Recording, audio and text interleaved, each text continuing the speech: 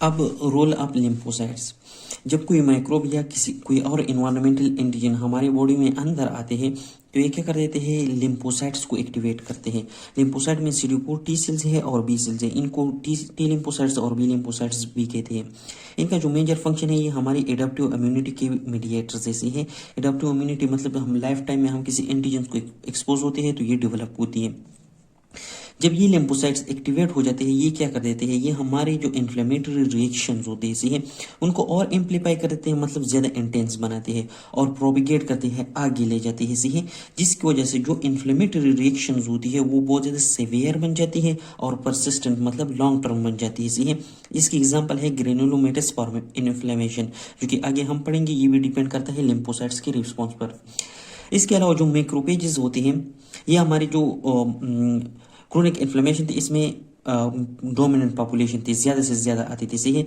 इसी तरह सेम ही लिम्फोसाइट भी क्रोनिक इन्फ्लेमेशन में बहुत नोमेरस नंबर में प्रोड्यूस होते हैं। फिर जो ये CD4 टी सेल्स है इनका अलग सा डिस्कशन किया ऐसे है। ये CD4 टी सेल्स क्या करते हैं, ये डिफरेंट साइटोकाइंस को सिक्रीट कर देते हैं।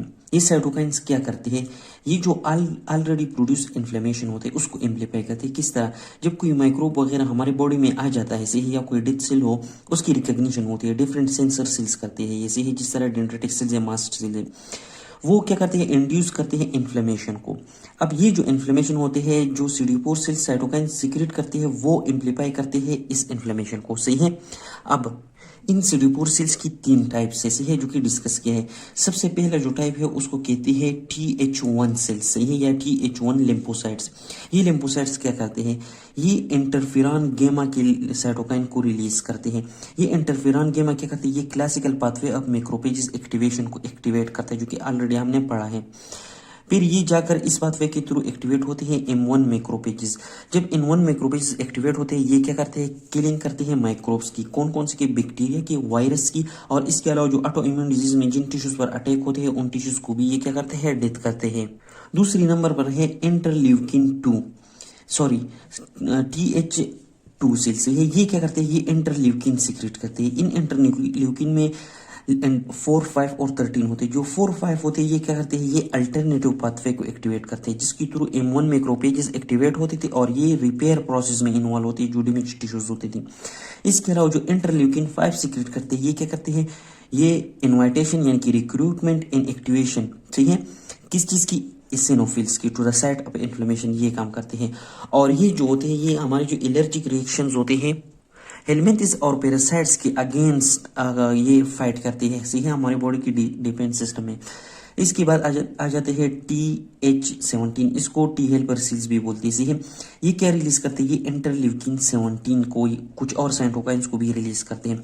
ये साइटोकाइंस जाकर इंड्यूस करते हैं कीमोकाइंस की सिक्रेशन को, और कीमोकाइंस का फंक्शन क्या था, साइट ऑफ इन्फ्लेमेशन में ये रिक्रूट करते थे, इनवाइट करते थे न्यूट्रोफिल्स, और ये न्यूट्रोफिल्स क्या करते हैं, किलिंग ऑफ बैक्टीरिया, वायरसेस और ऑटो इम्यून डिजीज में जो टिश्यूज इन्वॉल्व होते हैं उनके सेम एज TH1 जिसमें इन्वॉल्व थी सही है। आगे पैराग्राफ में मैक्रोपेजेस और लिम्फोसाइट्स के इंटरेक्शन के बारे में बताया है। क्या होता है कि जब कोई मैक्रोपेज, ये क्या है, एक किस्म की मैक्रोपेज, ये कोई माइक्रोब का लेता है, जिस तरह एक बैक्टीरिया ऐसी है ये हो गया। जब इसको इनगल्प करते हैं तो इसके ऊपर जो एंटीजेंस होते हैं वो ये अपने सरफेस के ऊपर डिस्प्ले कर देते हैं सही है, इसलिए इसको एंटीजन प्रेजेंटिंग सेल्स कहते हैं। अब ये जो टी सेल्स होते हैं CD4 टी सेल्स, वो इस जो एंटीजन प्रेजेंटिंग सेल के ऊपर जो एंटीजन इसने प्रेजेंट किया उसको पहचान लेते हैं और ये एक्टिवेट हो जाते हैं। जब ये CD4 टी सेल्स या टी लिम्फोसाइट्स एक्टिवेट हो जाते हैं ये क्या कर देते हैं, ये डिफरेंट साइटोकाइंस रिलीज करते हैं, जिस तरह है ट्यूमर निक्रोटिक फैक्टर या कीमोकाइंस भी होते हैं। ये जाकर जो हमारे ब्लड वेसल्स होते हैं उनसे रिक्रूटमेंट करते हैं, किस चीज़ की, मोनोसाइट्स की सही है। इसके अलावा ये जो टी लिम्फोसाइट्स है ये रिलीज करते हैं इंटरफेरॉन गेमा को। ये इंटरफेरॉन गेमा आते हैं और मोनोसाइट्स को कन्वर्ट करते हैं किस चीज़ में, एक्टिवेटेड मैक्रोपेजेस में। और अगेन ये मैक्रोपेजेस क्या करेगा, इस माइक्रोब को किल करेगा और इसके बाद यही फंक्शन करेगा, किस तरह, अपने ऊपर एंटीजन प्रेजेंट करेगा, जिसकी वजह से क्या होगा, ये टी सेल अगेन एक्टिवेट होगा। मैक्रोपेज ने टी सेल्स को एक्टिवेट किया, टी सेल्स ने मैक्रोपेज को एक्टिवेट किया, मैक्रोपेज ने फिर से टी सेल्स एक्टिवेट किया। इसके अलावा ये इंटरल्यूकिन 12, 6 और इसके अलावा एक और इंटरल्यूकिन भी है 23 से ही, ये 23 है। इस 23 को ये भी सारे क्या करते हैं, टी सेल्स को एक्टिवेट कर देते हैं। तो इस तरह एक लूप बन जाती है, इसको कहते हैं macrophages lymphocytes bidirectional interaction. अब ये जो साइकिल ऑफ सेलुलर रिएक्शन जैसे है लिम्फोसाइट्स और टी सेल्स की, ये क्या करते हैं, जो इन्फ्लेमेटरी रिएक्शन होते हैं, क्रोनिक इन्फ्लेमेटरी रिएक्शन, उसको परसिस्टेंट, सेवियर और सस्टेन रखता है, बहुत ज़्यादा इंटेंस बनाते हैं।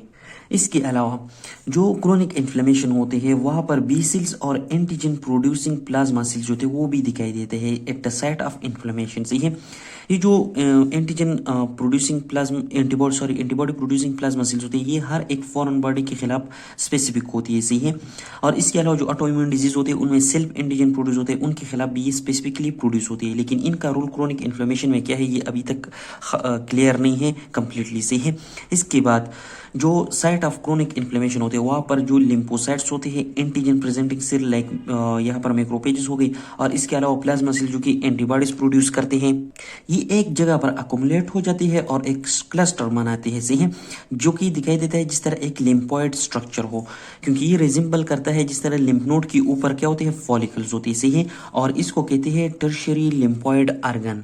और ये कहाँ पर दिखाई दिया है, जो क्रोनिक इन्फ्लेमेटरी डिजीज होती है जिस तरह की रिमोटॉइड आर्थराइटिस है, या जो थायराइड होते हैं उस पर जब हाशिमोटो थायराइडाइटिस हो जाती है, एक ऑटोइम्यून डिजीज है, या इसके अलावा गैस्ट्रिक म्यूकोजा पर हेलिकोबैक्टर पाइलोरी अटैक कर देते हैं, इन्फेक्शन काज कर देते हैं। और ये भी हो सकता है कि ये जो लिम्फॉइड ऑर्गन प्रोड्यूस हो गया ये हमारे इम्यून रिएक्शन को परपिचुएट करता हो। सही है, other cells and chronic inflammation में role of eosinophils, mast cells और न्यूट्रोफिल्स डिस्कस किए हैं। कहते हैं ना कि इसिनोफिल्स जो होते हैं उन्हीं रिएक्शन, इम्यून रिएक्शन या क्रोनिक इन्फ्लेमेशन में बहुत ज़्यादा एबेंडेंट होती है, जिसमें क्या होते हैं, इम्यूनोग्लोबुलिन ई इन्वॉल्व होती है, जिस तरह की एलर्जीज है और या इसके अलावा कोई पैरासाइटिक इन्फेक्शन होती है, ये क्या करेंगे, रिक्रूटमेंट ऑफ इसिनोफिल्स करेंगे। अब जो इसिनोफिल्स की रिक्रूटमेंट होता है टू साइट ऑफ इन्फ्लेमेशन वो सेम होता है एज न्यूट्रोफिल्स। न्यूट्रोफिल्स वो के लिए क्या थे, वहाँ पर एपिथेलियल सेल्स ब्लड वेसल पर एडेशन मॉलिक्यूल थी जो इसको अट्रैक्ट करते हैं to all the sites of inflammation, इसके डायबिटीज करते थे। है, इसके अलावा यहाँ पर जो एपिथेलियल सेल्स होता है और ल्यूकोसाइट्स होते हैं वो डिफरेंट कीमोकाइंस रिलीज करते हैं जो कि इसको अट्रैक्ट करते हैं towards the inflammatory site. Specifically जो कीमोकाइंस है इसिनोफिल्स के लिए उसको कहते हैं यूटॉक्सिन्स, EOTOXIN।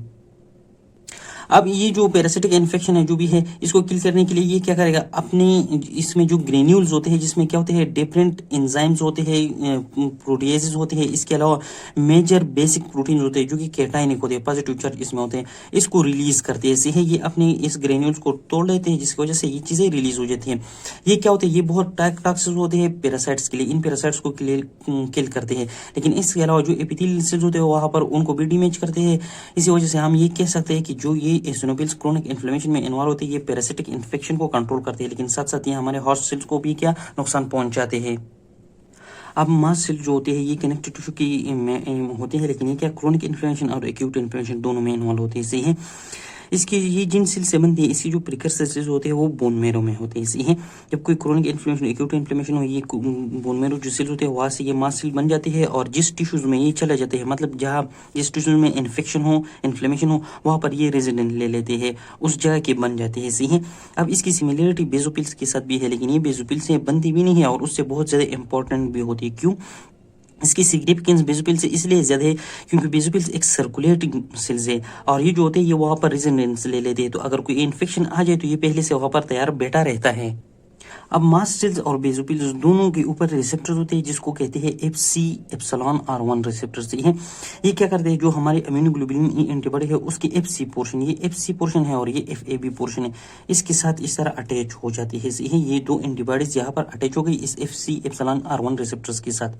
अब जब कोई ड्रग आ जाए या विनोम आ जाए या कोई एलर्जिक फूड आ जाए, ये तीनों चीज़ें असल में एलर्जीज में इन्वॉल्व होती है, वो इन दोनों एंटीबॉडीज से क्रॉस लिंक करते हैं। इन दोनों से इस तरह अटैच होते हैं, तो यहाँ पर एक सिग्नल जनरेट करते हैं ये रिसेप्टर्स। वो सिग्नल जाकर इसके अंदर डिफरेंट ग्रेन्यूल्स जो होते हैं बेजोपिल्स और मास्ट सेल्स को उनको डिग्रेनुलेट करते हैं, क्या करते हैं, उनको डिस्ट्रॉय कर देते हैं। सही है, तो उनसे डिफरेंट साइटोकाइंस रिलीज होते हैं, प्रोस्टाग्लैंडिन रिलीज होते हैं और हिस्टामिन रिलीज होती है।